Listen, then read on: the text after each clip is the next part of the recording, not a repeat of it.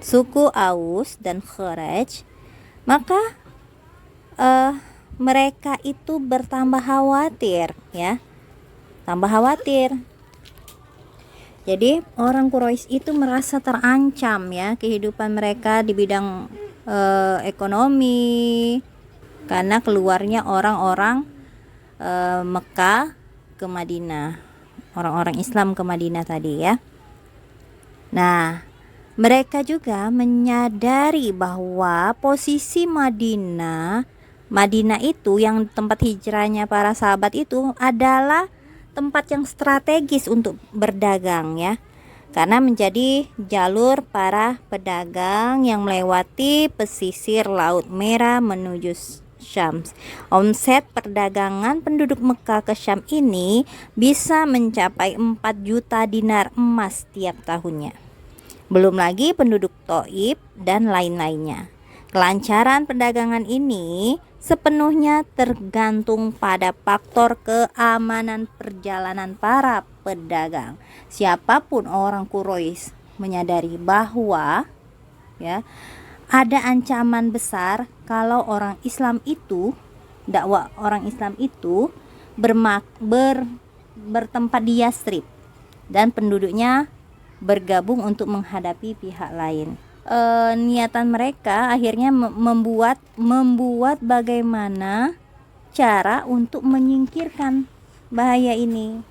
Nah, pada tanggal 26 Safar tahun 14 dari Nubuwah, tepatnya hari Kamis ya, atau 12 September tahun 622 Masehi, setelah 2 bulan Baiat Aqobah kedua, maka diadakanlah pertemuan Nadwa di Darun Nadwa, dimulai sejak pagi hari. Nah, ini adalah pertemuan penting yang dihadiri oleh para wakil dari setiap kabilah yang ada di Quraisy. Itu ya.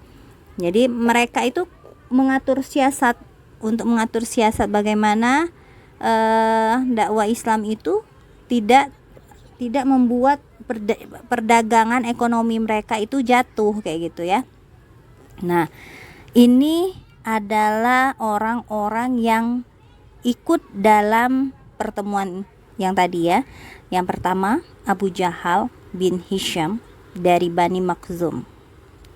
Kemudian Jubair bin Mut'im dan Mut'aimah bin Adi, serta Al-Haris bin Amir dari Bani Naufal bin Abdil Manab. Ketiga, Syaibah dan Utbah anak Rabi'ah serta Abu Sufyan bin Harb dari Bani Abdi Syams bin Abdi Manab. Keempat, An-Nadar bin Al-Haris dari Bani Abdiddar yang pernah menimpu ini ya.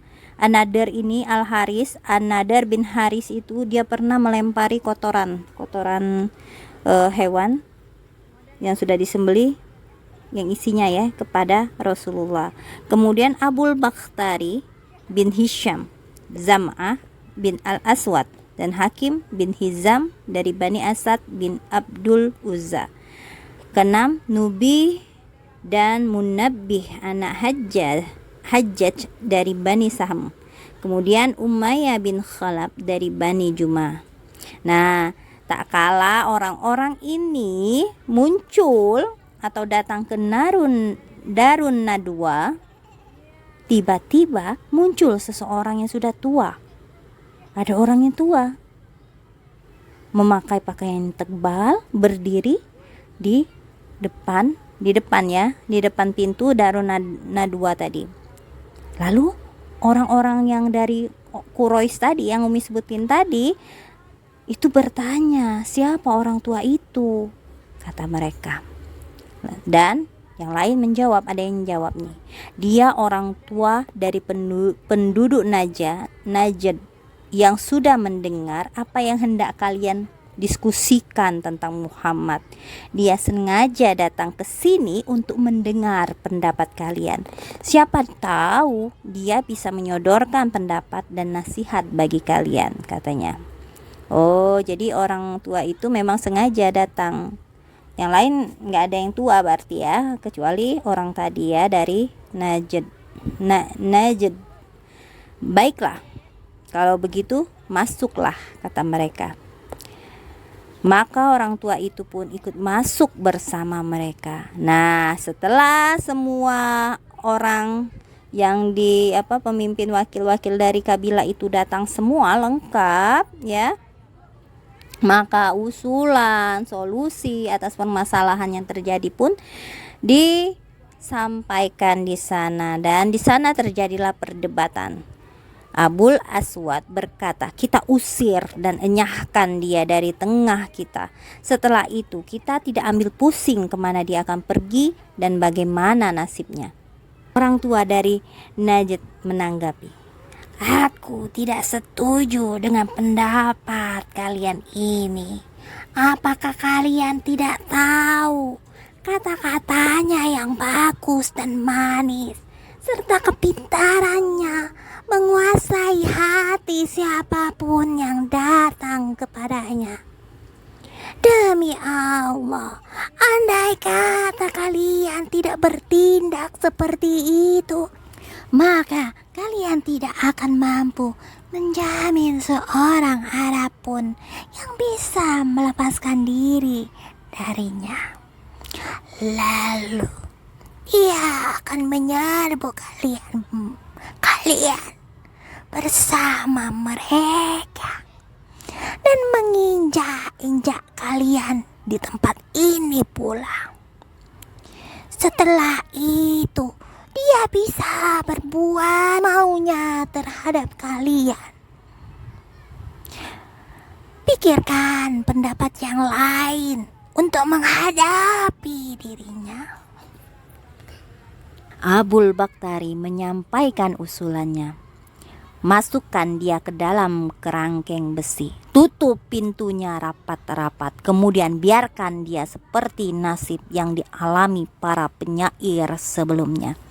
Para penyair yang sebelumnya yang pernah digituin ya, dihukum seperti itu ya, adalah Zuhair dan An-Nabigha. Itu dihukumnya sampai dia meninggal dunia, di kerangkeng, ditutup pintu rapat-rapat. Iya, akhirnya nggak bisa nafas ya. Orang tua dari Najd tadi menanggapi, demi Allah, aku tidak setuju dengan pendapat kalian ini. Demi Allah, jika kalian menahannya seperti itu, maka keadaannya akan segera didengar rekan-rekannya. Lalu secepat itu pula mereka akan mendatangi kalian, melepaskannya dari cengkraman kalian dan menghimpun sekian banyak orang. Boleh jadi mereka bisa mengalahkan kalian. Aku tidak setuju dengan pendapat ini. Pikirkanlah pendapat yang lain lagi. Setelah dua usulan ini ditolak, maka ada usulan satu lagi yang kemudian diterima oleh semua orang-orang yang datang pada saat itu. Usulan itu disampaikan oleh penduduk Mekah yang paling jahat. Siapa dia? Siapa, Mas? Siapa yang mengusulkan yang paling jahat di Mekah? Abu Jahal. Abu Jahal.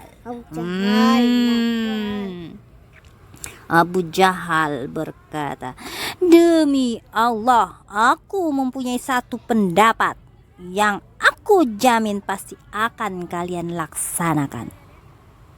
Lalu orang-orang bertanya, apa pendapatmu wahai Abul Hakam?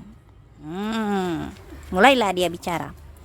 Menurutku kita tunjuk salah seorang yang gagah perkasa, berdarah bangsawan, dan biasa menjadi penengah dari setiap kabilah. Masing-masing pemuda kita beri pedang yang tajam. Lalu mereka harus mengepungnya, kemudian menebas Muhammad dengan sekali tebas. Jadi mau dibunuh ya Nabi Muhammad ini oleh orang-orang pemuda yang perkasa tadi yang dipilih ya. Layaknya tebasan satu orang hingga dia meninggal. Dengan begitu kita bisa merasa tenang dari gangguannya. Terasa sekali kalau Nabi Muhammad itu, keberadaan Nabi Muhammad itu membuat mereka terusik ya, terganggu ya. Jika mereka berbuat seperti itu, maka darahnya bercecer di semua kabilah, hingga Bani Abdi Manaf tidak akan sanggup memerangi semua kaumnya. Dan dengan lapang dada mereka akan menerima keadaan ini, dan kita pun menerimanya. Namun lagi-lagi orang tua dari Najd tadi menanggapi, aku setuju dengan pendapat ini dan tidak kulihat pendapat yang lain. Akhirnya orang-orang Mekah itu menyetujui usulan yang paling jahat itu. Hingga orang-orang itu pun pulang dan bersiap-siap melaksanakan apa yang disetujui oleh mereka tadi.